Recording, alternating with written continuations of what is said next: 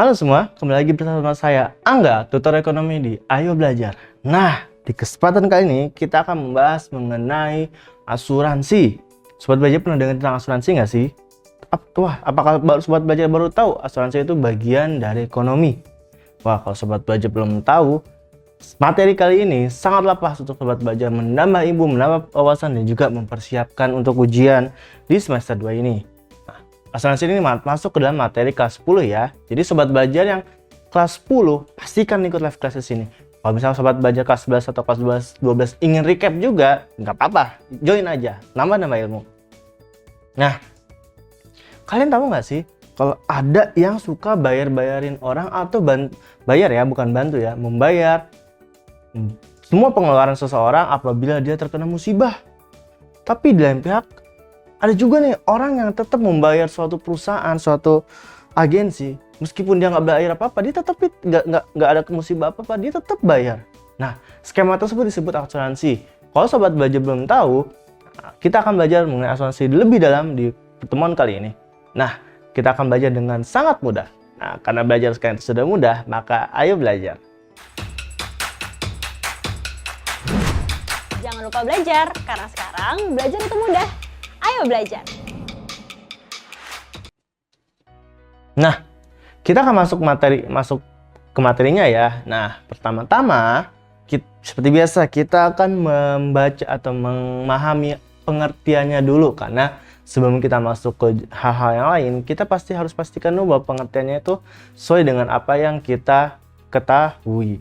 Nah, asuransi itu ada perjanjian dua belah pihak antara perusahaan asuransi dan nasabah. Maksudnya apa? Jadi asuransi itu adalah bentuknya perjanjian yang antara si perusahaan perusahaan asuransi dan juga nasabahnya. Nah, nasabahnya ini disebut sebagai pemegang polis. Nah, perusahaan asuransi itu apa sih, Kak? Perusahaan asuransi adalah perusahaan yang menerima premi atau melakukan penggantian kepada pemegang polis karena kerugian, kerusakan, sakit, atau kehilangan. Simpelnya gini, maksudnya premi itu apa? Premi itu adalah nanti akan kita jelaskan, tapi intinya asuransi itu skemanya gini. Misalkan Sobat Belajar namanya Budi dan ada perusahaan A. Perusahaan itu adalah perusahaan asuransi. Nah, Budi ini tuh tiba-tiba selalu bayar iuran tiap bulannya ke perusahaan A.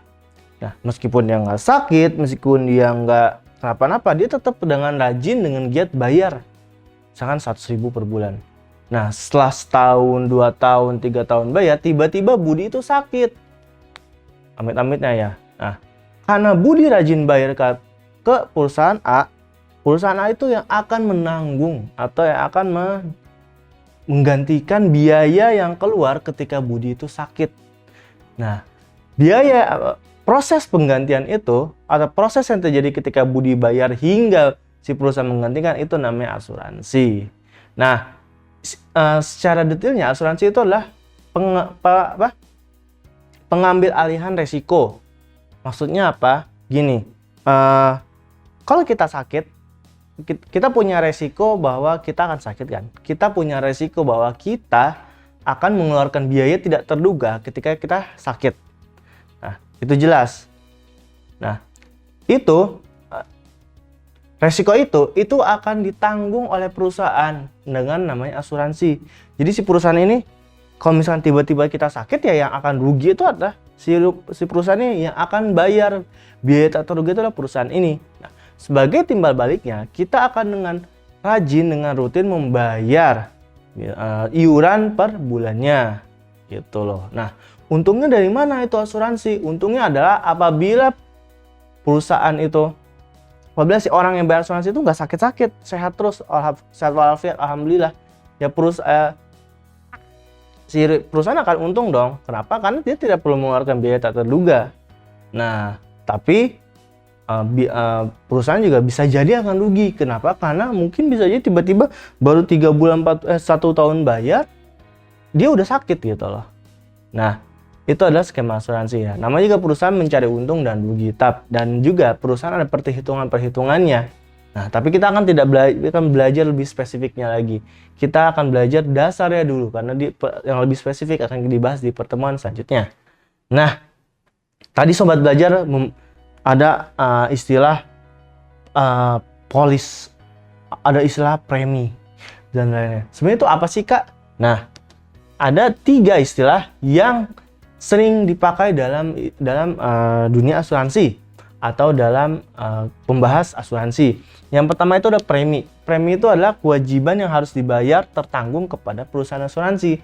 Tertanggung itu adalah si Budi ini. Kalau kita kemarin tadi kita ngobrol, kita menganalogikan sebagai Budi. Nah, si Budi inilah yang harus membayar setiap bulannya si premi ini.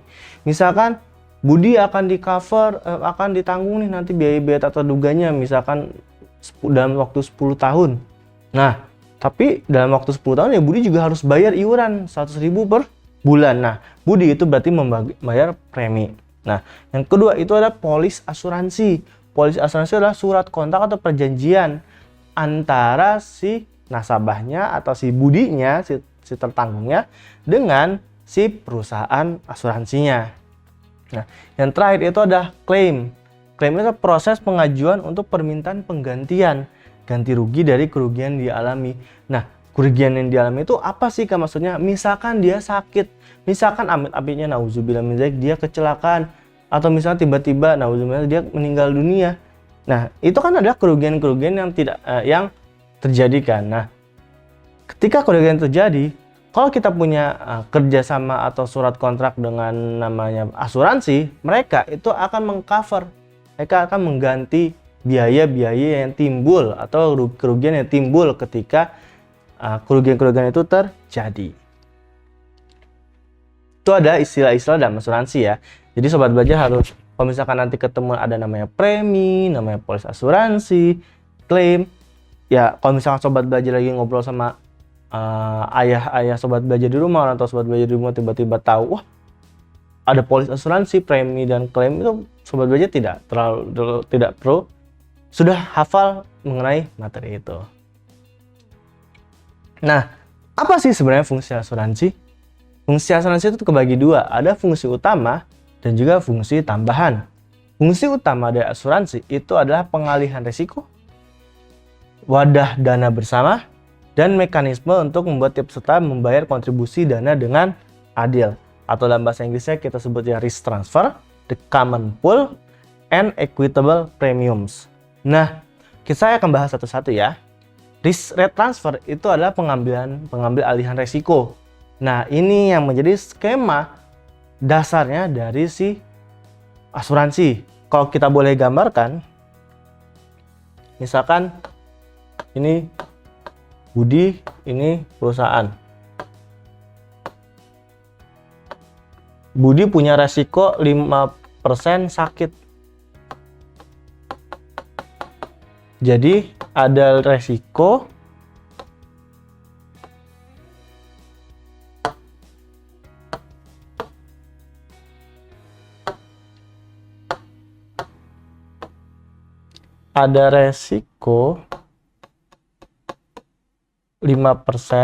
sebesar 5% akan ada kerugian. Kerugiannya itu apa? Misalkan biaya rumah sakit, atau misalkan ya biaya operasi dan lain-lain. Nah, berarti kan ada resiko nih 5% nih. Duh, gawat nih resikonya nih. Bisa-bisa tiba-tiba kita ada biaya besar nih. 100 juta misalnya harus keluar, resikonya 5%. Nah, si asuransi ini sama AS ya, itu dia akan mengambil alih resikonya. Resikonya akan diambil alih. Berarti nanti yang menanggung 5% terjadinya kerugian itu adalah si perusahaannya. Gitu. Sebagai timbal baliknya, si Budi itu bayar misalkan $1 per bulan. Sebagai timbal baliknya, itu skema dari asuransi.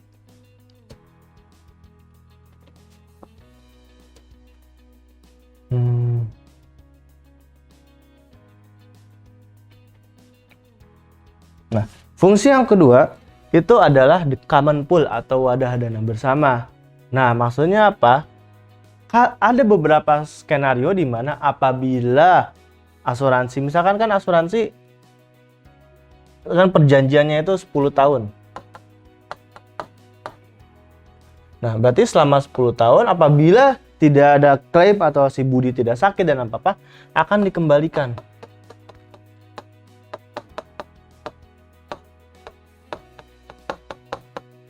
Akan dikembalikan nih. Akan dikembalikan uangnya. Berapa persen lah, bisa jadi 50% dan lain-lain. Nah, berarti kan istilahnya Budi nabung. Gitu kan. Budi nabung kalau misalkan ada apa-apa gitu. Nah, makanya namanya sebut wadah dana bersama, karena yang pakai asuransi kan nggak cuma 1, 2, tapi bisa jadi ribuan, ratusan, puluhan ribu. Nah, ditaruh di dalam suatu wadah namanya asuransi. Nah, makanya disebut sebagai wadah bersama. Dan fungsinya itu sebagai mekanisme untuk membuat tiap peserta membayar kontribusi dana dengan adil. Maksudnya apa? Ya, kita harus akuin bahwa sistemnya gini. Misalkan si perusahaan ini ngambil dari orang kedua, orang ketiga, orang keempat, orang kelima. Nah, mereka tuh kan secara adil ngasih sesuai resiko kan.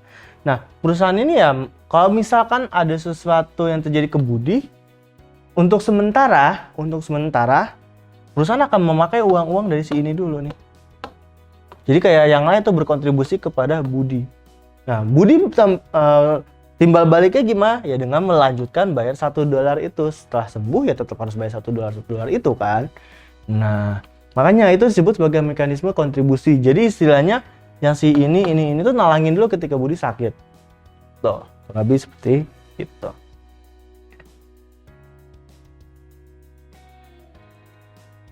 Lalu ada fungsi tambahan. Fungsi tambahannya itu sebagai investasi yang berasal dari dana asuransi, mencegah atau stimulus to business enterprises, mencegah terjadinya kerugian atau loss prevention, dan mengurangi kerugian.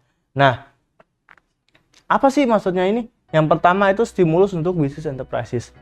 Perusahaan asuransi ketika dapat uang banyak nih, wah dari sini 100 orang, 10.000. Tapi kan nggak dalam satu waktu tiba-tiba, misalkan orang sakit nggak sesering itu ya. Maksudnya bisa jadi orang sakitnya baru ada 2 tahun lagi, 3 tahun lagi. Nah, uang ini yang disimpan itu akan diinvestasikan dulu, mau itu ke saham, mau itu ke obligasi dan lain-lain, atau ditaruh di bank. Nah, itu kan berarti bentuk investasi kan. Makanya fungsi lain adalah untuk melakukan investasi yang berasal dari dana asuransi. Kedua, itu mencegah terjadi kerugian. Seperti yang tadi saya sudah bilang, asuransi itu mencegah nasabahnya mengalami kerugian. Kalau misalnya rugi akan terjadi perusahaan, dan juga mengurangi kerugian. Maksudnya apa? Terkadang asuransi itu tidak mengcover semuanya. Bisa jadi hanya 50% atau 60%, 40% dari biaya dan lain-lain. Tapi kan namanya mengurangi kerugian ya, berarti nggak, yang tadinya harusnya 100 juta di cover asuransi 50 juta, ya 50 juta lagi, hanya sisa 50 juta lagi dong. Nah, itu yang disebut mengurangi kerugian. Nah, lalu setelah kita berpanjang lebar mengenai pengertian fungsi, saya akan menjelaskan peran asuransi untuk pelaku-pelaku di ekonomi. Yang pertama, bagaimana sih peran asuransi bagi anggota? Nah, yang pertama, peran asuransi bagi anggota pertama, menghindari kesulitan finansial terkait keadaan di masa mendatang. Seperti yang saya bilang, kita mah biasa aja nih, cukup lah, segini mah cukup gitu. Dapat gaji 5 juta cukup, gaji 7 juta cukup, tapi tiba-tiba sakit gitu. Kalau misalkan nggak ada asuransi, kita kebingungan dong. Waduh, berat banget nih, tiba-tiba sakit gitu kan. Tapi kalau ada asuransi, kita nggak perlu takut gitu loh. Karena kita seakan-akan sudah menyisihkan sebagian uang kita itu untuk bernabung untuk apabila ada keperluan-keperluan mendadak atau keperluan yang urgent seperti sakit dan lain-lain. Yang kedua itu memberikan jaminan akan masa depan anggota pengguna. Jaminan apa? Jaminan bahwa mereka tidak akan kesulitan gitu loh. Misalkan yang punya asuransi kesehatan, ya kalau misalnya mereka sakit, mereka tidak akan kesulitan dana. Asuransi hari tua, misalnya mereka udah pensiun, mereka akan tetap dapat penghasilan meskipun tidak setinggi waktu zaman mereka masih bekerja gitu. Jadi masa depannya terjamin. Nah, itulah asuransi. Yang ketiga itu membentuk warisan di masa depan mendatang untuk keluarga yang ditinggalkan. Nah, asuransi juga bisa ada beberapa bentuk asuransi seperti asuransi kematian. Nah, ketika amit-amit nauzubillah tiba-tiba kecelakaan dan meninggal, nah karena ada asuransi kematian, maka masa depannya ya keluarga ditinggalkan itu mendapatkan setidaknya warisan atau dalam bentuk asuransi. Ini nih, ada santunan dari asuransi ini nih.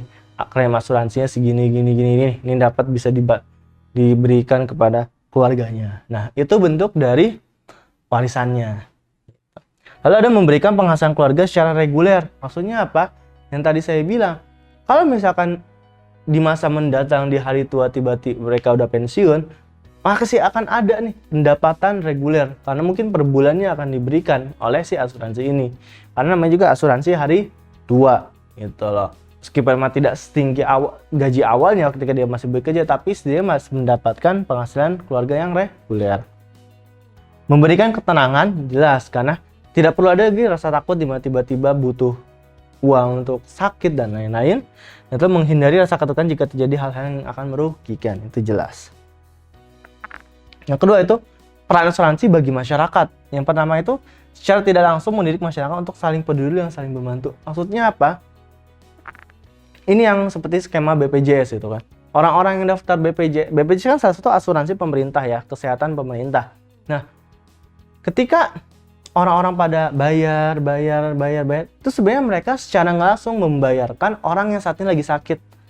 Gitu loh. Jadi kita istilahnya bantu nyumbang atau bantu support orang yang lagi sakit gitu biayanya. Nanti ketika kita minta 5 tahun lagi sakit ya, orang-orang lain yang akan nanti membantu kita.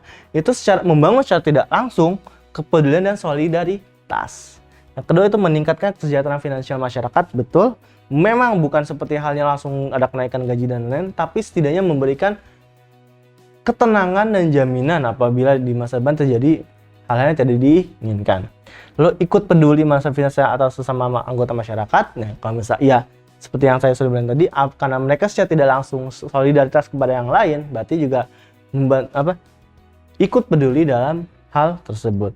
Lalu mencibul timbulnya keterbelakangan, maksudnya apa? Jadi kalau misalkan ada orang-orang yang tidak di cover asuransi terbelakang, bukan. Maksudnya adalah orang ketika terjadi hal yang tidak diinginkan, tiba-tiba orang tuh jadi tadinya kaya jadi amit-amitnya nauzubillah jadi miskin dan lain-lain. Nah, lalu mengembangkan pola pikir masyarakat akan pentingnya masa depan, betul. Karena asuransi itu point of view-nya tuh untuk menjaga untuk mengurangi ketidakjelasan yang ada di masa depan.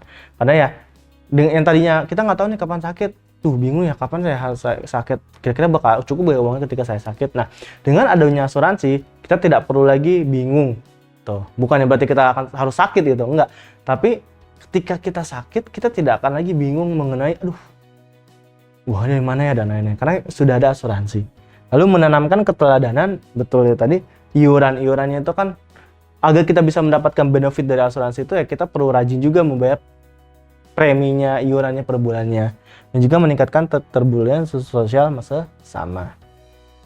Lalu bagaimana peran asuransi ke dunia usaha? Nah, pertama itu menumbuhkan kepedulian, maksudnya terhadap kesejahteraan dan jaminan sosial karyawan. Maksudnya apa?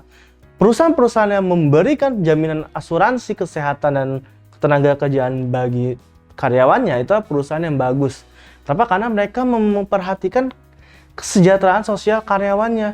Gitu. Jadi amit-amitnya karyawannya sakit ya perusahaan ikut serta dalam menjaga kesejahteraan karyawannya. Kalau misalkan nggak ada sebut saya BPJS ya, kalau nggak ada BPJS atau asuransi kesehatan lainnya, ketika perusahaan ada karyawan sakit ya perusahaan lepas tangan gitu. Tapi dengan perusahaan memberikan asuransi atau bisnismen usaha memberikan asuransi kepada karyawannya, setidaknya itu ada itikat baik atau hal baik atau niat baik perusahaan untuk menjaga kesejahteraan karyawannya.